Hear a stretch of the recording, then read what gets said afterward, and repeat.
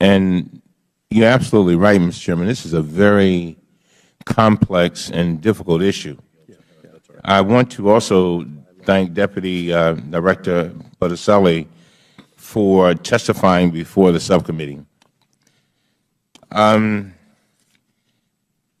This is also a quickly changing issue, and the positions of conservatives and progressives alike are evolving as we learn from experiences of states with legalization initiatives. According to a Gallup poll taken in October, 58% of the American people favor the legalization of marijuana. Over the past 8 years, 20 states and the District of Columbia have passed laws permitting the use of marijuana for medical conditions. And in 2012, Colorado and Washington chose to legalize, tax, and regulate limited amounts of marijuana for recreational use. I believe the purpose of today's hearing is worthwhile: to review the position of federal agencies with respect to states that are legalizing marijuana, both for medicinal purposes and recreational uses.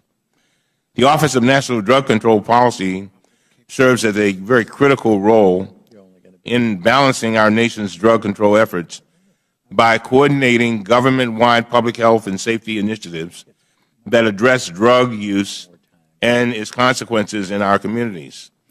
In addition, the Department of Justice is charged with enforcing the Federal Controlled Substances Act, and it issued guidance to prosecutors in August on marijuana enforcement.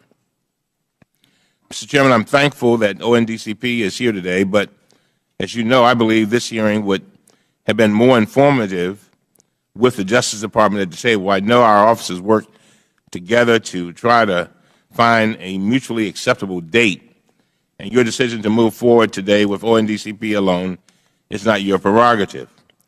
I hope we can continue to work together in a bipartisan way, as we have in the past, to get the viewpoints of the other agencies involved. Personally, I share your concerns about the negative health effects of marijuana, particularly on the youth in my district and across the country.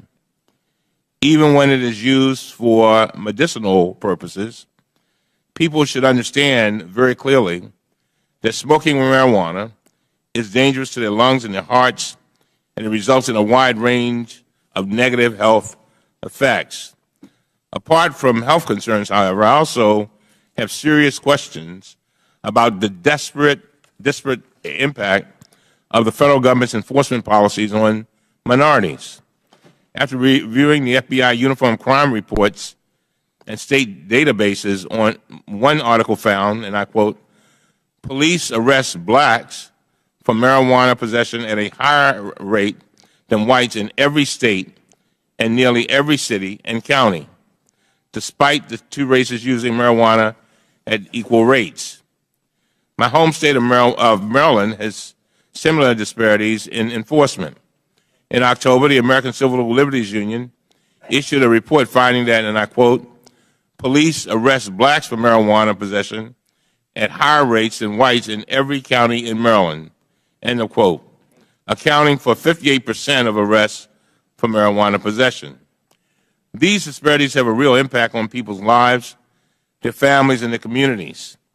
An arrest for even the smallest amount of marijuana can disqualify a person for public housing, student financial aid, or even employment for life. These are the exact opportunities that so many low-income individuals need to lift themselves out of poverty. I think the President was exactly right when he said last week, middle-class kids don't get locked up for smoking pot. Poor kids do. And African-American kids and Latino kids are more likely to be poor and less likely to have the resources and the support to avoid unduly harsh penalties, and I would add to that criminal records that remain with them for a lifetime. For these reasons, Maryland has chosen to decrease penalties to 90 days for possession of marijuana in small amounts.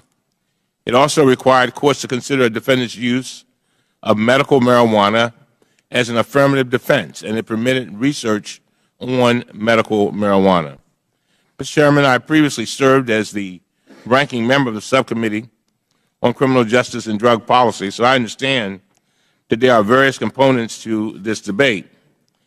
But one thing does concern me greatly, how in some states one can purchase marijuana, and the people in my state and in my district are getting arrested and serving sentences.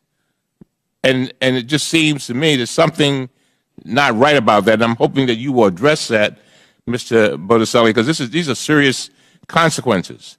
It's one thing when you have equal enforcement, but it's another thing when some people are engaged in purchasing marijuana in the streets and other ones in the suites.